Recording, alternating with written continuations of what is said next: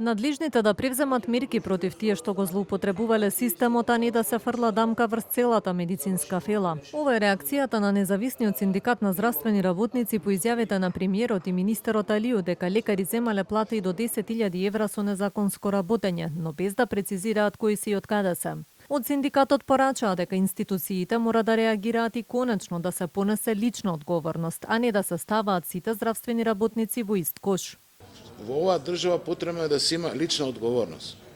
Не може 20 вработени во здравството да фрлаат црна дамка на 20.000, 25.000 вработени во здравствениот сектор.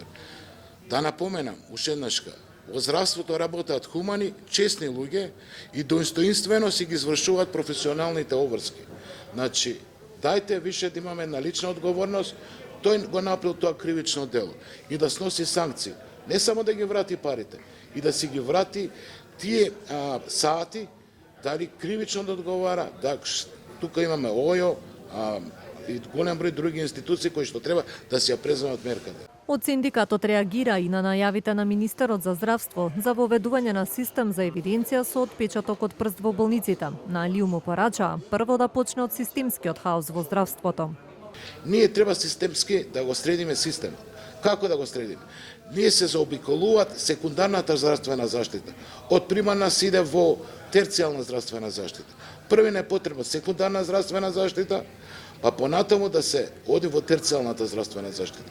Но секој здравствен работник е свесен дека ако не дојде на работа или ако излезе од работа, него го чекаат пациентите. Секој вработен во здравството е свесен, ако не дојде денеска на работа, нема кој да им пружи нега на 10-15 пациенти во тие соби кај што лежат. Здравствените власти потврдија незаконско работење во дел од клиниките. Лекари си книжеле дежурства, а некои имале двојно повеќе работа во дополнителна дејност и оперирале попладне за што пациентите плаќаат приватно.